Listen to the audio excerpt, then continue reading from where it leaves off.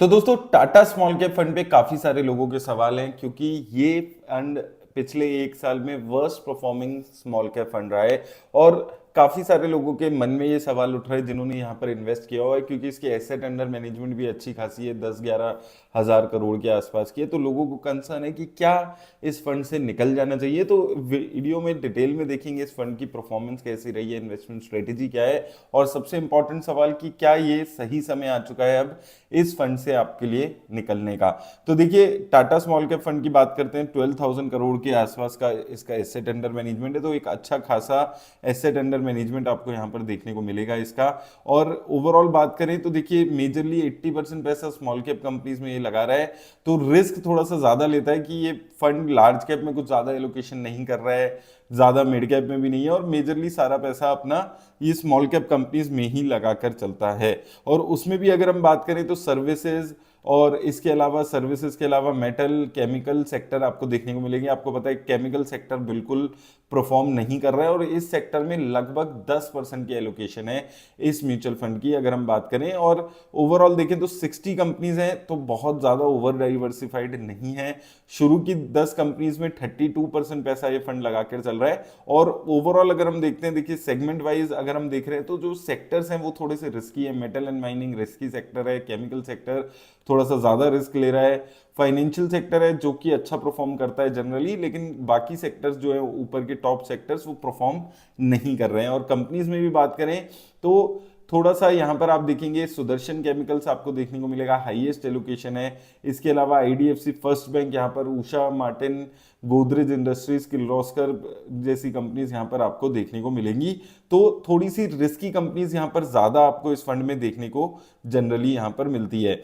और ओवरऑल देखें आप तो मेजर पैसा स्मॉल कैप कंपनीज में ही लगा रहे हैं, और जो ओवरऑल एलोकेशन है वो उसमें 60 कंपनीज हैं। तो बहुत ज्यादा कंसंट्रेटेड पोर्टफोलियो नहीं है, लेकिन कंपैरेटिवली अगर हम देखेंगे थोड़ा सा कंसंट्रेटेड पोर्टफोलियो आपको यहाँ पर नजर आएगा।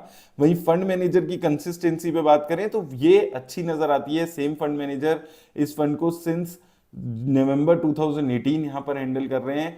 तो वो अच्छी एक बात है कि बहुत ज़्यादा कंसिस्टेंसी है फंड मैनेजर को लेके। तो इन जो फंड की इन्वेस्टमेंट स्ट्रेटेजी है उसमें बहुत खास चेंजेस ओवर अ पीरियड आपको यहाँ पर नहीं देखने को मिलते हैं इस फंड में। तो मेजरली ग्रोथ ओरिएंटेड कंपनीज में ही फोकस करके चलता है। तो हाई रिस्क कंपनीज में ये फंड अपना ज्यादा पैसा इन्वेस्ट करके यहाँ पर चलता है। और अगर इसकी हम रिस्क रेशियोज और दूसरी रेशियोज की बात करें तो देखिए, स्टैंडर्ड डेविएशन 16 के आसपास है। तो स्टैंडर्ड डेविएशन यहाँ पर इसकी काफी लिमिटेड है, तो बहुत ज्यादा यहाँ पर जनरली इस फंड में चेंजेस देखने को नहीं मिलते हैं, वॉलेटिलिटी देखने को नहीं मिलती है। स्टैंडर्ड डेविएशन डिपेक्ट करता है कितनी ज्यादा वॉलेटिलिटी है। बेंचमार्क की 19 के आसपास है, तो उस एंगल से यहाँ पर ठीक नजर आती है। प्राइस टू अर्निंग यहाँ पर देखते हैं तो ग्रोथ कंपनीज, जैसे कि हमने बात की थी, ग्रोथ कंपनीज में ज्यादा पैसा लगाते हैं। तो इस फंड की जो प्राइस टू अर्निंग है वो 38 है, और जो बेंचमार्क की प्राइस टू अर्निंग रेशियो है वो 30 के आसपास है। तो थोड़ा सा ज्यादा हायर ग्रोथ के लिए हायर रिस्क वाली companies, higher price to earning वाली कंपनीज में ये फंड पैसा लगाता है। 38 के आसपास की प्राइस टू अर्निंग इसकी है। और चेंजेस की बात करें तो बहुत ज्यादा चेंजेस नहीं करता है ये जनरली पोर्टफोलियो में, सिर्फ 18% के आसपास की पोर्टफोलियो टर्नओवर रेशियो है। तो देखिए, वॉलेटिलिटी के हिसाब से बहुत ज्यादा वॉलेटाइल फंड नहीं है, क्योंकि इसकी स्टैंडर्ड डेविएशन भी काफी लिमिटेड है और पोर्टफोलियो की टर्नओवर रेशियो भी काफी लिमिटेड है। तो उस एंगल से अगर आप देखते हैं तो एक यहां पर आपको कंसिस्टेंसी देखने को मिलती है। लेकिन higher price to earning ratio ये डिपेक्ट कर रही है कि ये हायर रिस्क लेने वाली, हाई ग्रोथ वाली कंपनीज में अपना ज्यादा पैसा फंड लगाकर चल रहा है। तो ये दो चीजें हैं जो आपको यहाँ पर फंड में इन्वेस्ट करते हुए ध्यान में रखनी है। अब बात आती है इसकी रिटर्न्स यहाँ पर कैसी रही है। तो देखिए, जैसे हमने वीडियो की शुरुआत में भी बताया था, पिछले एक साल में वर्स्ट परफॉर्मिंग फंड है। एक टाइम था जब ये नेगेटिव 10% तक चली गई थी रिटर्न, अभी रिकवरी हुई है, लेकिन अभी भी वर्स्ट परफॉर्मिंग फंड है ये। एक साल में, 6 महीने में, 3 महीने में, 1 महीने में। तो कुछ स्ट्रेटेजीज हैं इस फंड की जो काम ही नहीं कर रही है, क्योंकि किसी भी पैरामीटर में 1 महीना, 3 महीना, पिछले एक साल में ये फंड परफॉर्म ही नहीं कर पा रही। इवन 2 और 3 साल में भी अगर हम देखते हैं तो फंड की जो परफॉर्मेंस है वो बहुत ज्यादा इंकरेजिंग नहीं रही है। तो ओवरऑल जो परफॉर्मेंस है वो लगातार गिरती हुई नजर आई है इस फंड की। स्पेसिफिकली पिछले एक साल में इतनी ज्यादा अंडर परफॉर्मेंस रही है कि उसकी जो रिफ्लेक्शन है वो बाकी जो पीरियड्स है उस पर भी यहाँ पर ओवरऑल आती हुई नजर आ रही है। तो ये कुछ चीजें हैं जिस वजह से फंड परफॉर्म नहीं कर पा रहा है, क्योंकि जो सेक्टर्स इसने चूज किए हुए हैं वहां पर परफॉर्मेंस नहीं आ रही है और बहुत ज्यादा चेंजेस ये फंड नहीं करता है। 18% की टर्नओवर रेशियो है, तो उस वजह से वो जो चेंजेस करने चाहिए टाइम से वो नहीं हो पा रहे हैं, इसलिए वो परफॉर्मेंस निकल के नजर नहीं आ रही है। अब बात आती है रोलिंग रिटर्न्स में इस फंड ने कैसा परफॉर्म किया है। तो देखिए मैंने 2020 से इस फंड की 3 साल की परफॉर्मेंस यहां पर देखी है। तो शुरुआत में 2020 से 23 के पीरियड में देखेंगे तो ये फंड अच्छा परफॉर्मेंस दे रहा था। 3 साल के पीरियड में अपने बेंचमार्क इंडेक्स को इजीली बीट करते हुए आ रहा था और कंसिस्टेंटली इसने 2020 से लेकर अभी तक 2022 तक भी अगर आप देखेंगे, आज से लगभग एक साल पहले मई 2025 तक अगर हम देख रहे हैं, लगभग 5-6 महीने पहले भी तक भी ये 3 साल के रोलिंग रिटर्न पीरियड में अपने बेंचमार्क इंडेक्स को बीट कर पा रहा था। लेकिन पिछले 6 महीने में बहुत ही ज्यादा अंडर परफॉर्मेंस इस फंड की रही है और उस वजह से लगातार आप देखें डाउनसाइड होती चली गई और डाउनसाइड बढ़ती चली गई। और अभी अगर आप प्रेजेंटली देखते हैं तो ये फंड 3 साल में अपने बेंचमार्क इंडेक्स को भी बीट नहीं कर पा रहा है और इसके बेंचमार्क इंडेक्स और इस फंड की जो रिटर्न्स है उसमें लगभग 2% के आसपास का आपको यहां पर डिफरेंस दिखेगा रेंज में। ओवरऑल पहले ये काफी कंसिस्टेंटली अपने बेंचमार्क इंडेक्स को बीट करते हुए आ रहा था।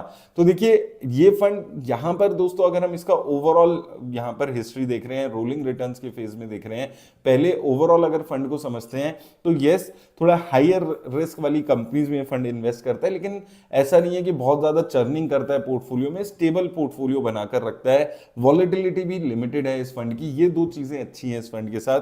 साथ में अगर हम देखते हैं पास्ट परफॉर्मेंस, अगर हम देखेंगे, सिर्फ आप एक साल की परफॉर्मेंस मत देखिए और सिर्फ ये मत देखिए कि 1-2-3 साल में कैसी परफॉर्मेंस है, रोलिंग रिटर्न्स की परफॉर्मेंस देखनी जरूरी है। इसमें ये पता चलता है कि ये फंड एक साल पहले, इवन 6 महीने पहले तक भी अपने 3 साल के बेंचमार्क इंडेक्स को आराम से बीट कर पा रहा था। 6 महीने में स्पेसिफिकली फंड की कुछ स्ट्रेटेजीज काम नहीं की है, जिस वजह से फंड में एक गजब का अंडर परफॉर्मेंस आपको देखने को मिला है।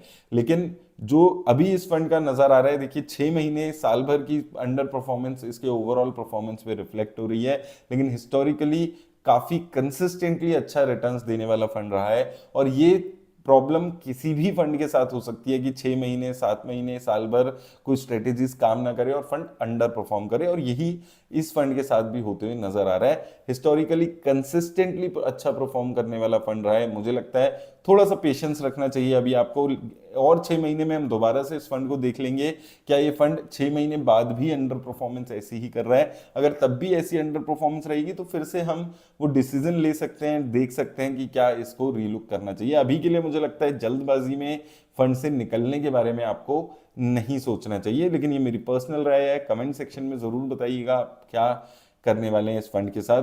मेरी तरफ से बस इतना ही दोस्तों, धन्यवाद।